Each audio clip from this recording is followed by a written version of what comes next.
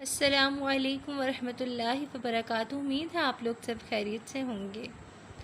Students, आज हम लोग करेंगे नामुमकिन से मुमकिन तक के सफ़र का ख़ुलासा। चले आएँ स्टार्ट करते हैं।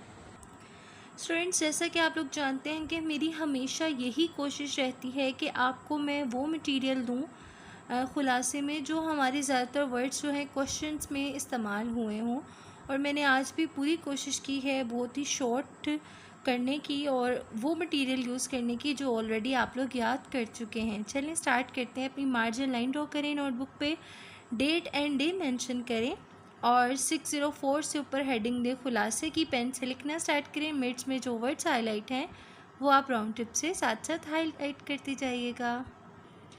इंसान के दिल में परिंदों की तरह उड़ने की ख्वाहिश थी, लेकिन ये ख्वाब ही रहा। 1903 में अमेरिकी फ़ौज ने एक हवाई जहाज़ बनाने की कोशिश की मगर नाकाम रहा। मगर बाद में दो अमेरिकी भाइयों ने यह कारनामा सर अंजाम दिया, जिन्हें राइट ब्रदरान कहा जाता है। इन्हें इनके वालिद ने एक बार एक हेलीकॉप्टर तोहफे के तौर पर दिया। 1878 में इन्होंने हेलीकॉप्टर बनाने की कोशिश की, लेकिन वो इसमें कामयाब ना हुए। ये आपका फर्स्ट पैराग्राफ है। उसके बाद आप लोग सेकंड पैराग्राफ यहाँ से स्टार्ट करोगे। उन्होंने पतंगे बनाकर बेचना शुरू की, फिर एक जर्मन हवाबाज के ग्लाइडर उड़ाने की कोशिश की।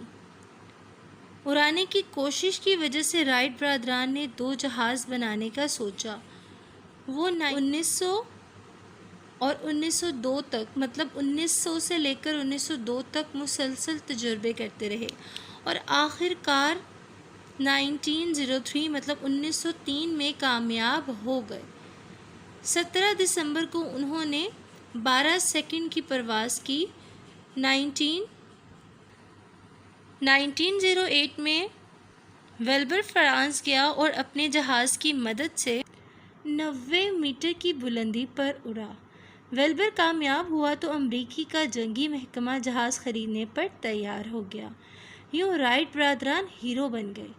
वेल्बर 1960 में टाइफाइड से वफ़ात पा गया और उसके भाई का इंतकाल 1948 में हुआ।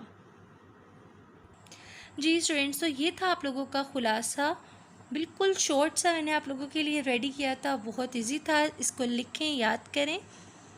इंशाल्लाह नेक्स्ट वीडियो में फिर मुलाकात होगी। अपना बहुत ज़्यादा ख्याल रखिएगा। अल्लाह हाफ़िज़।